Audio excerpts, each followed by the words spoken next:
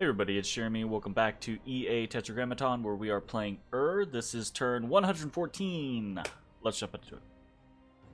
Okay, got a bunch of stuff going on, but a lot of this is actually foe fighting, right? Either us just taking things back from Lanka, or moving around the board, etc., etc.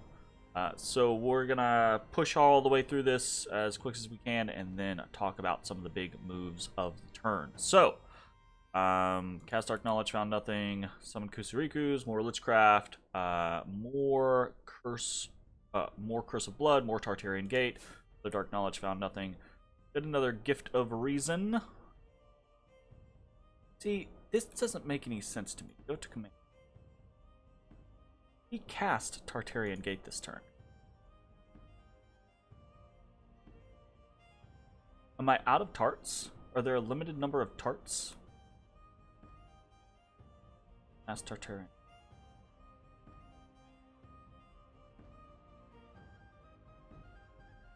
Oh, no. I realize what happened now. So this is rare. Wait, isn't it? Is that?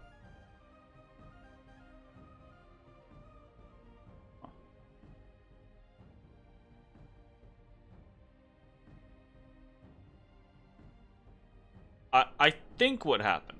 Don't quote me on this. But I think what happened is that I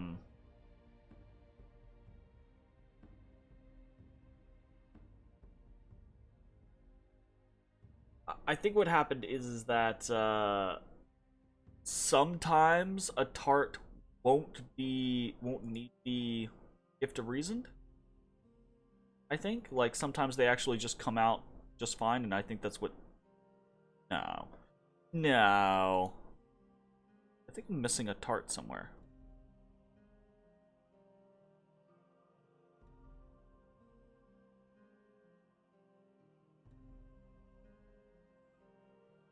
Oh.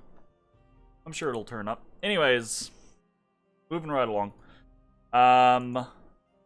We have captured some more blood slaves. We actually ran into an issue. I was not paying attention to the unrest in Pangea.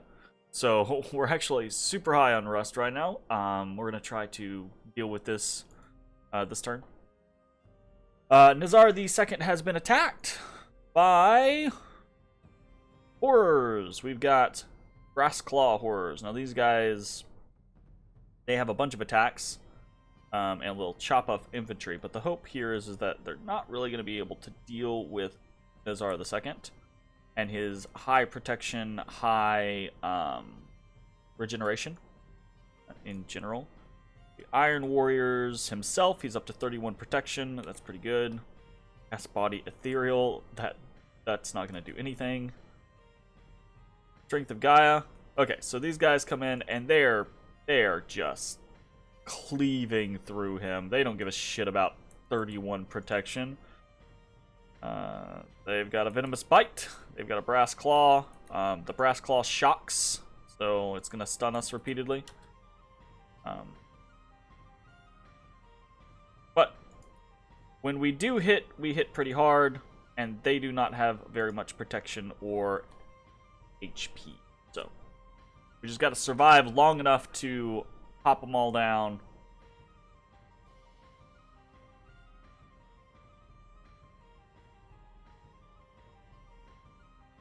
Which we do. Cool. We do gain a new wound here. We are now crippled. Oof. And we still haven't regenerated our arm, which is unfortunate. And then we have some battles. So again, most of these battles are foe battles.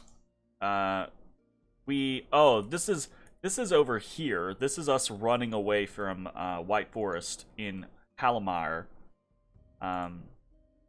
So we did as we kind of anticipated, right? We didn't think he would guess that we would go north, you know? So we survived a turn. Now my assumption is he's probably just going to magic face us with a couple of Grigories or something like that, and we have adjusted accordingly, but it's probably not going to matter. Talk about that more here in a little bit. We're losing provinces, blah, blah, blah, blah, blah. Most of these are to Lanka as we just pull out of his territory.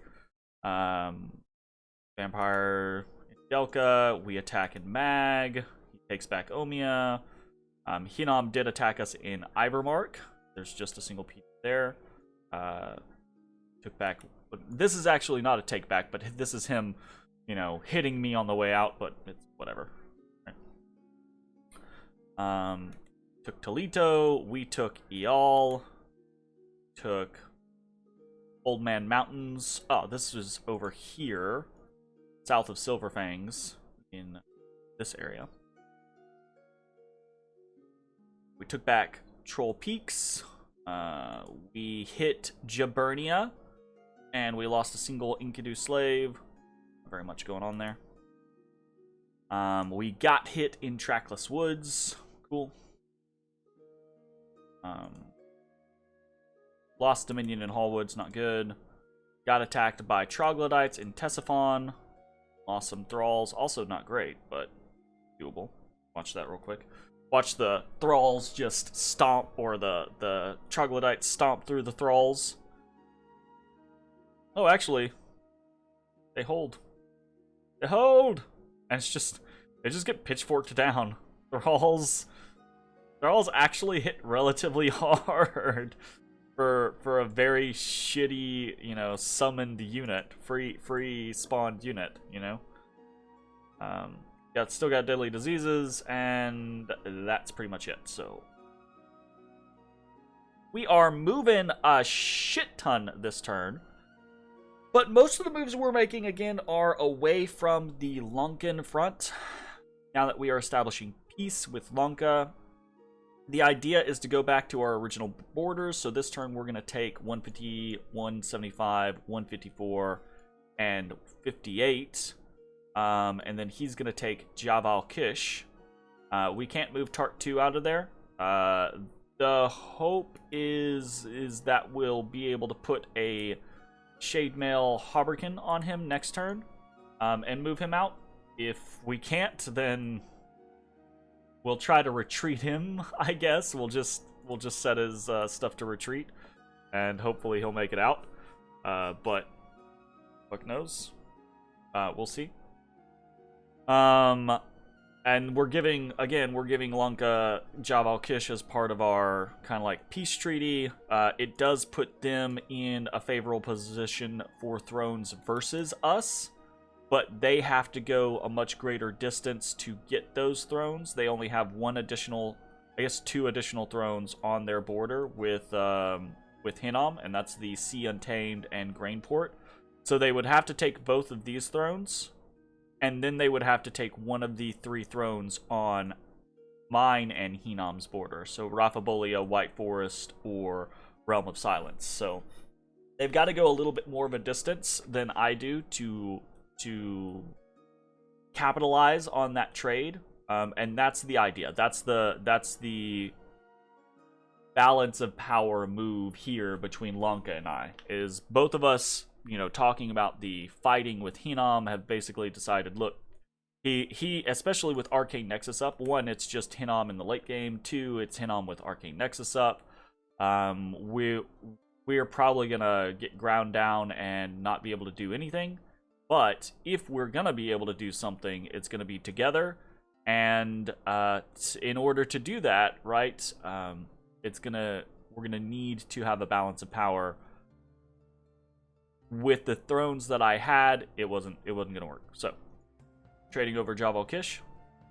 A lot of the other movement around here, you can see like a lot of gray arrows and things like that. We're moving elders into spots to start boosting up defense. It's going to take a couple turns, but we're also moving liches and vampires westward. We've got a couple different iterations heading west. And then we've got, it's hard to see, but this is a really interesting location. We have Olentova is now going to be a major waypoint on the journey west, because we can get to it very easily from just 1, 2, 3.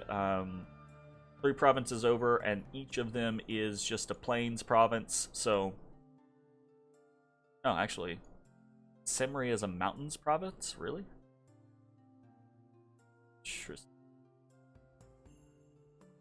Interesting. Regardless, whatever. It doesn't matter. So Olentova is a very easy location for like our liches or vampires or tarts to jump to. They can't quite make it to Pan, but they can kind of make it along this line. So they can make it to like World Pillar, Operi, Olentova. And Olentova having a fortification now is going to allow us a staging point for this kind of area. So we're kind of looking at the Tirnanog area as our main focus. Hinam, the hope here, right, is Hinam is going to have to be cautious about moving armies off of his thrones.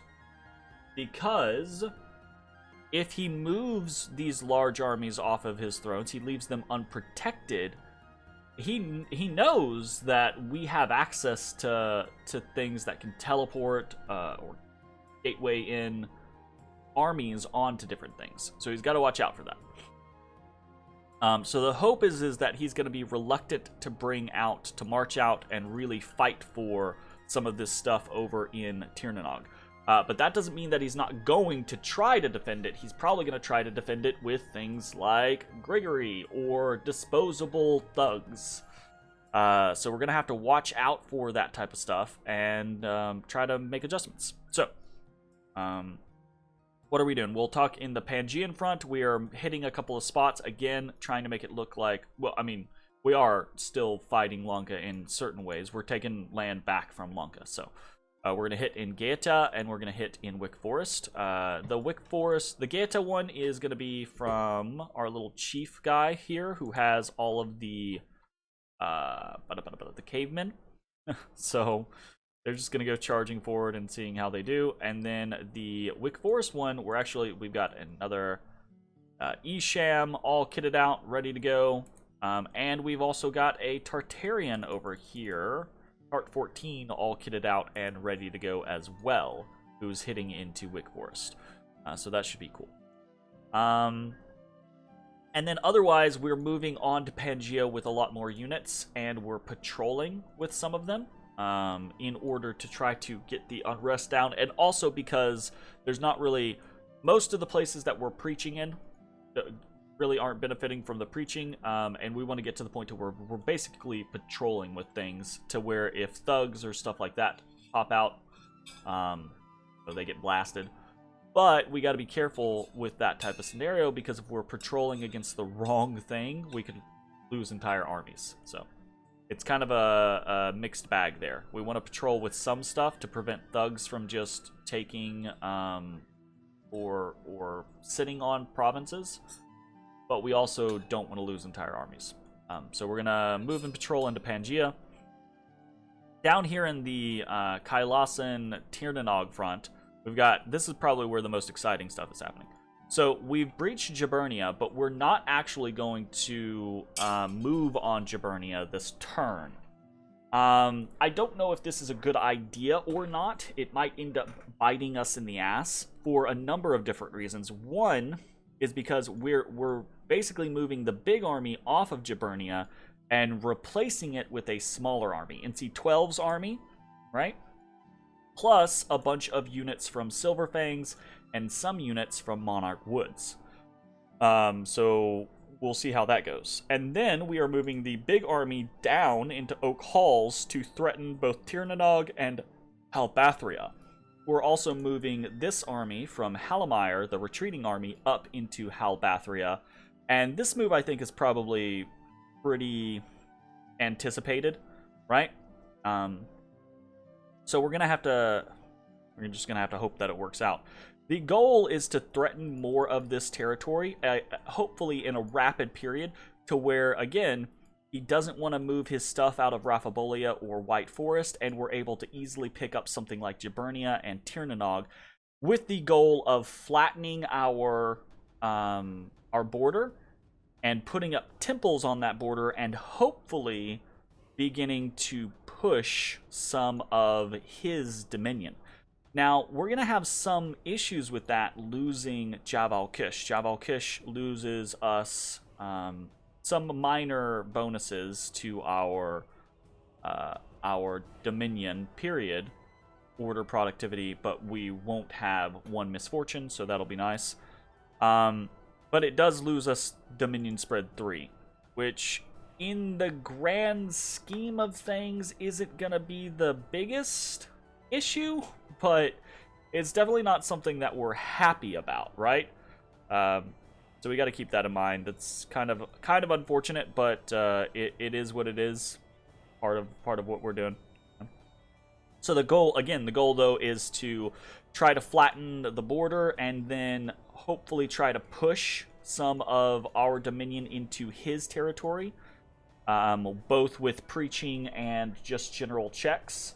And then, obviously, right, with Lanka raiding from the west and us raiding from the east, the idea is to break, And then we're gonna have a massive issue because we're gonna have potentially big me, potentially big Lanka, and potentially still the pond filled with squids. I don't know how the hell this game is gonna go at this point. It's such a weird game. It just is. It's just such a weird game. Such a grindy game. So, what are we doing in specifics? We've got a small contingent of mages going into Jaburnia with some Enkidu shamans. We've gotten most of our buffs. The big thing that we don't have is something like Fog Warriors and something like Storm, because we don't have enough Ugalus in this area. So, that's also going to be a big thing this turn, is summoning more Ugalus. So we've got we're summoning one over here with Apkalu 4 in Carrion. We're summoning another one in and we're sending one of the ones that we have in over here to Alentova to hopefully be able to try to make it to some different locations in the near future. It is possible. I anticipate two things, right? I anticipate this group getting magic phased, which is why a lot of the people here have been turned to advance and cast spells, and then they have things like Frozen Heart up. And then you'll see down here we've got a bunch of charm casts scripted, etc, etc. So I don't know that any of that stuff's gonna work. Frozen Heart can be very effective. Cold is probably the least protected against element in the game, because it's also generally the least threatening element in the game. But Frozen Heart is pretty good. It's armor negating. It's perfect precision. It's, if they're close enough, they're going to get hit by it. There's no resistance or anything like that, or there's no magic resistance check or anything. It's just as long as they don't have cold resistance, they're going to take some damage. And if you get enough of them, right? If you get like 3 to 5 people casting them, boom, boom, boom, you can chunk someone really, really fast. Enough charm casts, enough thunder strikes, and the hope is that maybe we will pop someone. We've also got some magic duels in here. Unlikely to succeed because these two are just Astral 1, but there's always the random chance that they roll well, or that we roll well and they roll poorly, so could catch someone. And yeah, we'll see how it goes. If we survive, like if he doesn't magic phase us and we make it to Halbathria without fighting a big fight, then next turn we might actually be able to pair up with some army and go from there.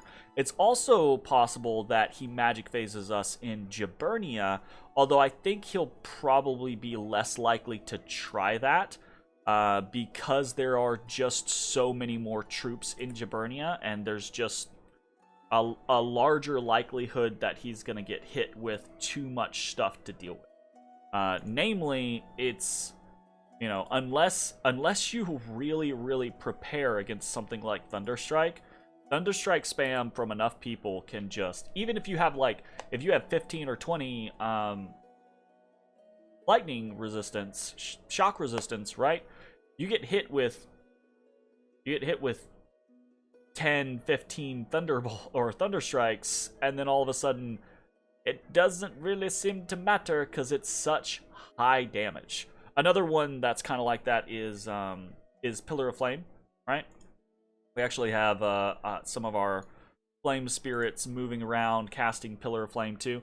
It's a very high damage spell. It doesn't have all the precision that, well, no, I was thinking of Frozen Heart. So it doesn't have, it's fine compared to Thunderstrike. It also is way easier to cast compared to Thunderstrike, so that's pretty cool. Anyways, I think actually we're supposed to be moving Flame 7. Well, I forgot to do that. So we want to do Phoenix Power, and we want to do Pillar of Fire. And the reason why we want to do Phoenix Power before we do Pillar of Fire is because it does gain additional damage for being a higher level. Both additional regular damage and additional fatigue damage. And also, of course, the higher level you are, the less fatigue it actually casts to costs to cast something like that. So having a bunch of Pillar of Fire spammers might actually be a really good idea. To the point to where I'm considering summoning more instead of, so we went the whole, hey, let's flames from the sky. And don't get me wrong, having flames from the sky available is still going to be worthwhile to nuke some things. But I think it might be more worthwhile to have some more evocations in our armies, especially something like Pillar of Fire. Pillar of Fire is very strong. Maybe I do another. Problem is they're 30 and we're only getting 20 per turn.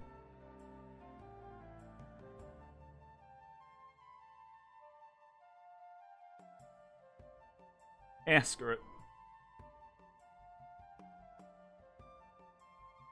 Okay, otherwise we are forging a whole bunch of stuff, mostly normal things, Scutata Volturnuses, Earth Boots, those types of things.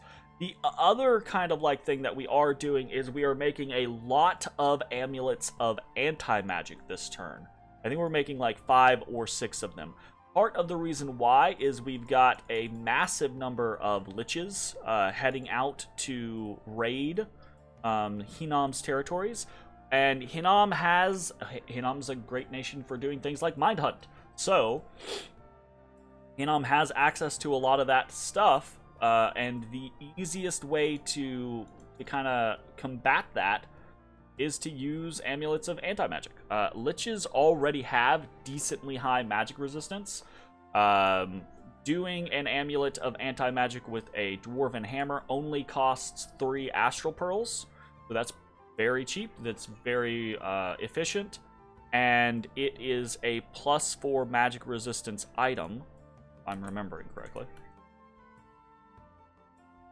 Yeah, +4 magic resistance item, meaning that Lich's magic resistance check goes from 18 to 22, which is actually way harder to mind hunt. It doesn't seem like that big of a jump, but it's way harder to effectively mind hunt. 18 is already kind of rough to mind hunt, but 22 is real fucking hard.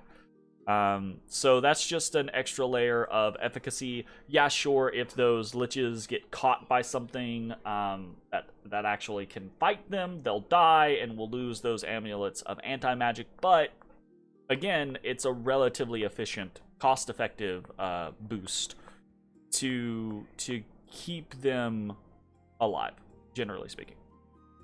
And it's something that I feel like Astral Pearls we can afford to use a little bit of. Nature Gems we cannot afford to use. I definitely think the goal is going to be to try to store up as many nature gems as we can over the course of the next 5 to 10 turns, and probably then alchemize a shit ton of water gems to try to put Gift of Nature's Bounty back up eventually. Again, the goal is we want to hit Hinnom hard and fast, and we want to kind of bleed them out. Hopefully force them to use a lot of the pearls that they have. Maybe even kill the person who has Arcane Nexus up.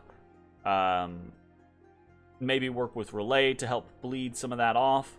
And then eventually get a Gift of Nature's Bounty back up. Because I don't really know how else we... Okay.